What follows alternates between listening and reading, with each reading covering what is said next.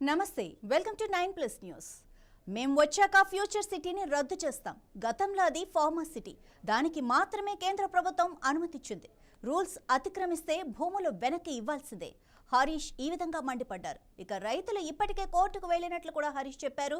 Future city రద్దు చేస్తామన్న Harish comments పై మండిపడ్డారు ఐటీ శాఖ మంత్రి శ్రీధర్ బాబు. రాష్ట్రాన్ని అభివృద్ధి చేయాలా వద్దా? ఇలా చేస్తే పెట్టుబడులు రావు, పక్క రాష్ట్రాలకు వెళ్తాయి అని శ్రీధర్ బాబు ఫైర్ అయ్యారు. హరీష్ వర్సెస్ శ్రీధర్ బాబు, వీళ్ళిద్దరూ ఏమనుకున్నారో ఒకసారి చూద్దాం. ప్రొడ్యూస్ అవుతున్నటువంటి ఫార్మాస్యూటికల్ ప్రొడక్ట్స్ లో మన స్టేట్ 1/3 30% మనదే షేర్. ఇంటర్నేషనల్ గా మనకు ఆ పొటెన్షియాలిటీ ఉంది మన హైదరాబాద్ కు. దాన్ని గమనించి కేసీఆర్ అప్పుడు ఈ 16,000 ఎకరాలు ల్యాండ్ ను మేము సేకరించి ఆల్రెడీ సెంట్రల్ గవర్నమెంట్ నుంచి ఎన్విరాన్మెంట్ క్లియరెన్స్ కూడా తెచ్చాం. ఈసీ కూడా వచ్చింది. That was a conditional land acquisition. అంటే ఫార్మా సిటీ కోసమే ఈ భూసేకరణ చేస్తున్నాము అని 2013 ల్యాండ్ ఎక్విజిషన్ యాక్ట్ ప్రకారంగా నోటిఫై చేసి మనం ల్యాండ్ ఎక్విజిషన్ చేశాం. నంబర్ 1. అండ్ ఫార్మా సిటీ పేరు మీదనే environment clearance ministry of environment Delhi నుంచి తీసుకొచ్చినాం. Ministry of environment Delhi specific గా రాసింది ఈసీలో, purpose should not be deviated. And మన యాక్ట్, పార్లమెంట్ యాక్ట్ ఏం చెప్తుంది, ల్యాండ్ ఎక్విజిషన్ యాక్ట్ అంటే if at all you deviate the purpose, land should be given back to the farmers అనేది మన parliament act. అందువల్ల ఈ ప్రభుత్వం ఏదో ఒక డ్రామా చేస్తుంది. యాక్చువల్లీ మన హైకోర్టులో కేసు వచ్చింది. కేసు వస్తే ఏమి ఇచ్చింది తెలుసా, government affidavit no we're continuing the pharma city అంటున్నారు. హైకోర్టుకు చెప్పాల్సి వస్తే అఫిడవిట్ లో we have not cancelled the pharma city, we are continuing the pharma city అంటున్నారు. బయట మాట్లాడితే 4th సిటీ, ఎక్కడ ఉందిరా 4th సిటీ అంటే ఫార్మా సిటీ 4th సిటీ, వేరే ల్యాండ్ అయితే లేదు, వేరే ఎక్విజిషన్ లేదు. కోర్టుకు వచ్చేసరికి we're continuing, we're going ahead with pharma city అంటున్నారు. అందువల్ల టెక్నికల్ గా వాళ్ళు చేయలేరు. ఇప్పుడు ఏంటంటే కొద్దిగా ఒక జిమ్మిక్స్, లేదా ఫార్మా సిటీకి we need infrastructure, pharma city వచ్చినప్పుడు అక్కడ ఎడ్యుకేషన్ ఉండాలి, ఫార్మా సిటీ వచ్చినప్పుడు అక్కడ హౌసింగ్ ఉండాలి, ఫార్మా సిటీ వచ్చినప్పుడు బేసిక్ నీడ్స్ ఉండాలి అనే పేరు మీద ఇవన్నీ తెచ్చే ప్రయత్నం చేస్తున్నారు. కానీ అది 75 ఉండి ఇది 25 ఉండాలి. కానీ వీళ్ళు 25 ఫార్మా పెట్టి 75 దీన్ని తీసుకొస్తామని ఒక రియల్ ఎస్టేట్ వ్యాపారం చేద్దామని ఆలోచన చేస్తా ఉన్నారు. రేపు బీఆర్ఎస్ వచ్చిన తర్వాత వీళ్ళ ఫ్యూచర్ సిటీ గీచర్ సిటీ అన్ని రద్దు చేస్తారు. స్థలాన్ని ఎంపిక చేసుకొని అండర్ గ్రౌండ్ ప్యాసేజీని చేయాలని పనులను మొదలు పెడితే దాన్ని అడ్డుకునే ప్రయత్నం చేశారు. దానివల్ల ఎవరికి నష్టం? దానివల్ల ఈ జంట నగరంలో ఉంటున్న మన ప్రాంతవాసులకి, కామన్ మ్యాన్ కి ఇబ్బంది జరుగుతూ ఉంది. ఇలాంటి ప్రయత్నాలు ఇప్పటికైనా మానుకోండి. ప్రజలు ఉపేక్షించరు, ప్రజలు దాన్ని ఆహ్వానించరు, దాన్ని స్వీకరించరు. మేము ఈరోజు రాష్ట్ర ప్రజలకు కూడా చెప్తా ఉన్నాం, ప్రజలు కోరుతున్నదే మేము మా ముఖ్యమంత్రి గారు చేస్తా ఉన్నాం. ఇది ప్రజాపాలన. ఈ ప్రజాపాలన కార్యక్రమంలో ఈరోజు మేము చేస్తా ఉన్న ప్రతి ప్రయత్నంలో ఈ విధంగా మీరు ప్రకటనలు చేసి భయభ్రాంతులకు సృష్టించి పరిశ్రమలు రాకుండా, పెట్టుబడులు రాకుండా, ప్రధానంగా యువతకి సంబంధించిన ఉపాధి, వేలాది లక్షలాది ఉద్యోగాలు సృష్టించాలనే మా ప్రభుత్వ లక్ష్యాన్ని నీరుగార్చే ప్రయత్నం చేయకుండా మీరు ఆ విధంగా చేస్తే తెలంగాణ యువతకి సంబంధించి మీరు పెద్ద ఎత్తున అన్యాయం చేయబోతా ఉన్నారు. ఇప్పటికే మీరు ప్రభుత్వంలో ఉన్న 10 సంవత్సరాలు తెలంగాణ యువతకు పెద్ద ఎత్తున అన్యాయం చేసిండ్రు. ప్రభుత్వంలో ఉండి అన్యాయం చేసిండ్రు, మళ్ళా ప్రతిపక్షంలో ఉండి వారికి అన్యాయం చేసే కార్యక్రమం చేయకుండా మీ ఆలోచనలు మానుకొని ఈరోజు నిర్మాత్మకంగా ఉన్న మీ సలహాలు ఏమంటే చెప్పండి, విమర్శలు చేయండి. ఈ విధమైన మాట్లాడితే ఎవ్వరు కూడా సహించరు. మేము అసలే సహించం. సంస్థలను భయపెట్టించే కార్యక్రమం భాగంలో భారత్ ఫ్యూచర్ సిటీని రద్దు చేస్తామన్నది ఎంతవరకు సమంజసం? ఒక్కసారి ఆలోచన చేయండి. ప్రభుత్వం మారినప్పుడల్లా పాత ప్రాజెక్టులను రద్దు చేస్తాం అంటే అసలు అభివృద్ధి జరుగుతుందా? ఈరోజు ఉదాహరణ తీసుకుందాం. ఆ రోజు కాంగ్రెస్ పార్టీ ప్రభుత్వంలో సాఫ్ట్వేర్ రంగానికి సంబంధించి పెద్ద ఎత్తున పీట వేయాలని ఇక్కడ సాఫ్ట్వేర్ టెక్నాలజీ పార్క్ కి ఆ రోజు శంకుస్థాపన చేసింది కాంగ్రెస్ పార్టీకి సంబంధించి ఆ రోజు ప్రభుత్వ అధినేతగా ఉన్న కాంగ్రెస్ ముఖ్యమంత్రి గారు. అదేవిధంగా ముఖ్యమంత్రి గారు పదే పదే చెప్పిండ్రు, పాలసీ పారాలిసిస్కు సంబంధించిన అంశం కూడా ఎక్కడ ఏ కోణాన ఏ క్షణాన ఎక్కడ కూడా రాకూడదు, రాష్ట్ర ప్రయోజనాలు ముఖ్యం. గత ప్రభుత్వాలు ఏదైనా మంచి నిర్ణయాలు తీసుకుంటే దాన్ని ముందుకు తీసుకెళ్లే ప్రయత్నం చేస్తామని బేషిజాలకు పోకుండా మన ప్రభుత్వం మన రాష్ట్రానికి సంబంధించిన ప్రయోజనాలు ముఖ్యమని మేము నడిస్తే ఈరోజు రాష్ట్ర ప్రయోజనాలు మాకు ముఖ్యం కాదు, మా రాజకీయాల అవసరమని ముందుకు తీసుకెళ్తా ఉన్నారు. ఆ రోజు శంషాబాద్ ఓఆర్ఆర్ రాజశేఖర్ రెడ్డి గారి హయాంలో Shamshabad international airport ORR project మొదలైనప్పుడు అప్పుడు కూడా అప్పటి ప్రతిపక్షాలు మీరు గుర్తునే ఉంటాయి పాత్రికేయ మిత్రులందరికీ, ఇవన్నీ కూడా రియల్ ఎస్టేట్ దందాలు అన్నారు, స్కామ్లు అని పెద్ద ఎత్తున. మేం వచ్చాక ఫ్యూచర్ సిటీని రద్దు చేస్తాం. గతంలో అది ఫార్మర్ సిటీ, దానికి మాత్రమే కేంద్ర ప్రభుత్వం అనుమతిచ్చింది. రూల్స్ అతిక్రమిస్తే భూములు వెనక్కి ఇవ్వాల్సిందే అంటూ హరీష్ మండిపడ్డారు. రైతులు ఇప్పటికే కోర్టుకు వెళ్లినట్లు కూడా హరీష్ చెప్పారు. ఇక ఫ్యూచర్ సిటీ రద్దు చేస్తామన్న హరీష్ కామెంట్స్పై ఐటీ శాఖ మంత్రి శ్రీధర్ బాబు అయితే మండిపడ్డారు. రాష్ట్రాన్ని అభివృద్ధి చేయాలా వద్దా? ఇలా చేస్తే పెట్టుబడులు రావు, పక్క రాష్ట్రాలకు వెళ్తాయి అంటూ శ్రీధర్ బాబు ఫైర్ అయ్యారు.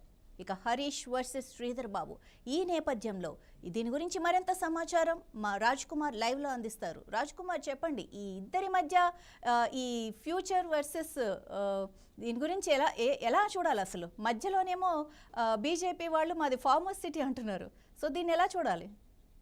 ఆందోళనలోంచి ఈ ఫ్యూచర్ సిటీ కోసం క్రీచర్స్ అన్నీ ఇవాళ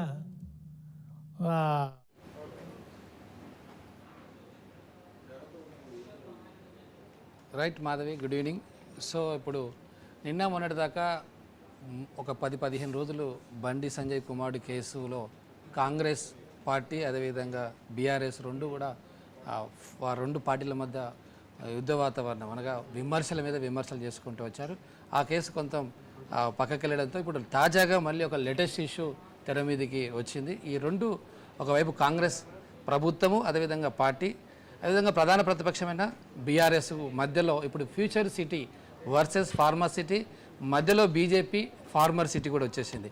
సో కొన్ని సంవత్సరాల క్రితం అంటే బీఆర్ఎస్ అధికారంలో ఉన్నప్పుడు అక్కడ నగర శివారులో హైదరాబాద్ నగర శివారులో ఫార్మర్ సిటీ కోసమని దాదాపు నియర్లీ 20,000 ఎకరాలు ల్యాండ్ పూలింగ్ చేయడం జరిగింది.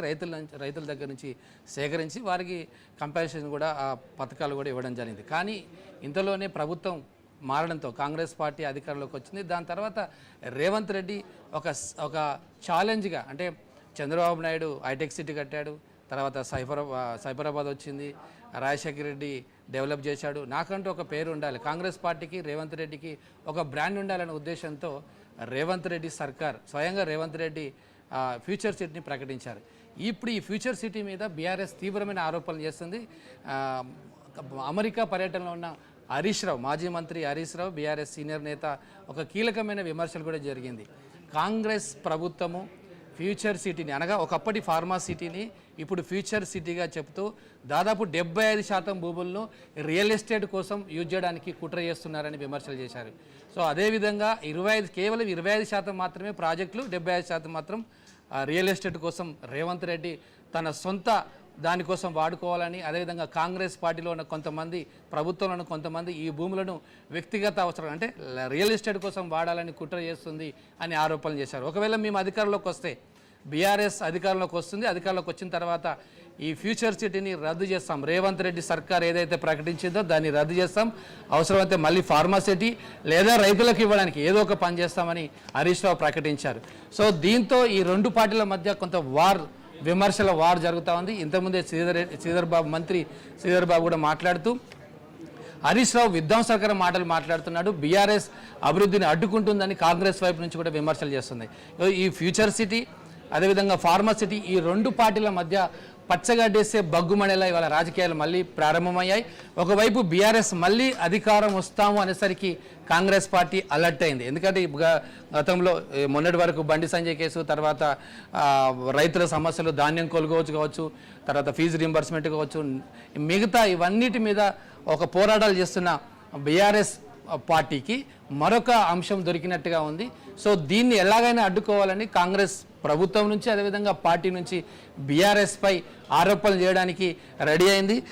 దీంట్లో ఇంకొక విషయం, రైతులు ఆల్రెడీ కోర్టుకు వెళ్ళారు. ఎందుకంటే భూసేకరణ చట్ట ప్రకారం ఏ ఉద్దేశంతో అయితే ఆ భూములు సేకరించారో అది కనుక డీవియేషన్ అయితే వెంటనే ఆ ల్యాండ్ను అనగా సేకరించిన భూములను రైతులకు ఇవ్వాలి. సో దీని మీద అక్కడున్న కొన్ని ఒక 4 గ్రామాల రైతులు హైకోర్టుకి వెళ్ళారు.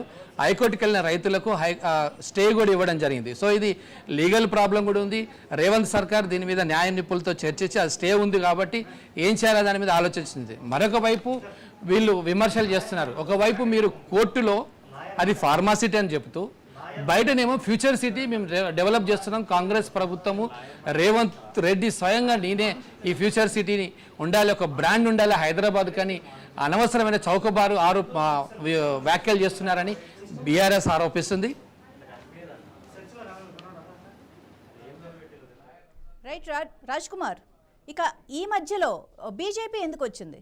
వీళ్ళిద్దరు ఫైట్ ఓకే అంటే ఆల్రెడీ ఫార్మా అని చెప్పారు, ఇప్పుడేమో ఫ్యూచర్ అంటున్నారు అని చెప్పి వీళ్ళిద్దరు అంటుంటే మధ్యలో బీజేపీ ఎందుకు అలా అంటుంది? దాన్ని ఎలా చూడాలి? రైట్ మాధవి, సందట్లే సడోమియాలాగా బీజేపీ వచ్చేసింది. ఎందుకంటే బీజేపీ 20,000 ఎకరాలు సేకరించారు కాబట్టి ఖచ్చితంగా కేంద్ర ప్రభుత్వం యొక్క సహకారం అవసరం. కేంద్రంలో బీజేపీ ఉంది కాబట్టి అక్కడ ఏదైనా సెజ్ కావాలన్నా లేకపోతే స్పెషల్ గ్రాంట్స్ కావాలన్నా స్పెషల్ పర్మిషన్స్ కావాలన్నా విదేశాల నుంచి ఒకవేళ ఫార్మాసిటీ కావచ్చు లేకపోతే ఫ్యూచర్ సిటీ ఏదైనా డెవలప్మెంట్స్ కావాలి, ఇండస్ట్రియలిస్ట్ రావాలి అంటే పెట్టుబడులు రావాలంటే ఖచ్చితంగా కేంద్రంలో అధికారంలో బీజేపీ సహకారం అవసరం. సో ఇప్పుడు బీజేపీ నేతలు కూడా రీసెంట్లీగా మెదక్ ఎంపీ రఘునందన్ రావు ఈ యొక్క వ్యాఖ్యలు చేయడం జరిగింది. అది ఫార్మా సిటీ కాదు, ఫ్యూచర్ సిటీ కాదు, బీజేపీ దాన్ని ఫార్మర్ సిటీ చేస్తుంది, రైతులకే మళ్ళీ దాన్ని డెవలప్మెంట్ చేయడానికి రైతులకు తగ్గట్టుగా దాన్ని మేము చేస్తామని బీజేపీ ప్రకటించింది. సో ఒకవైపు కాంగ్రెస్ అదేవిధంగా బీఆర్ఎస్ మధ్యలో బీజేపీ కూడా వచ్చింది. మొత్తం మీద ఈ ఫ్యూచర్ సిటీ రాజకీయాలకు కేంద్రంగా మారింది. రాబోయే రోజుల్లో దీని మీద కూడా బీఆర్ఎస్ ఉద్యమం చేయాలని ప్లాన్ చేస్తుంది. ఎందుకంటే వాళ్ళకు రేవంత్ సర్కార్పై విరుచుకుపోవడానికి ఒక అంశం కావాలి, ఏదో ఒకటి స్ట్రాంగ్. సో ఇప్పుడు దీన్ని ఎత్తుకోవాలని, దీని మీద కొంత యుద్ధం చేయాలని, కాంగ్రెస్ పార్టీపై ప్రభుత్వంపై ఖచ్చితంగా ఆందోళన చేయాలని టీఆర్ఎస్ క్యాడర్కు ఆల్రెడీ పిలుపునిచ్చినట్టుగా మనకు తెలుస్తూ ఉంది. చూడాలి మరి వీళ్ళు కాంగ్రెస్ ప్రభుత్వం దీన్ని ఏ రకంగా ఎదుర్కొంటుందో. ఎందుకంటే హైకోర్టులో స్టే ఇచ్చారు, లీగల్ ప్రాబ్లమ్స్ ఉన్నాయి, రైతులను ఎలా ఒప్పిస్తారు. దాదాపు 18,000 నుంచి 20,000 ఎకరాల స్థలము ఆల్రెడీ కొంతమంది దాని మీద ప్లాన్ కూడా చేస్తున్నారు. ఇప్పటికే బీఆర్ఎస్ ఆరోపించినట్టుగా కొంత రియల్ ఎస్టేట్ భూమి కూడా అక్కడ షిఫ్ట్ అయింది.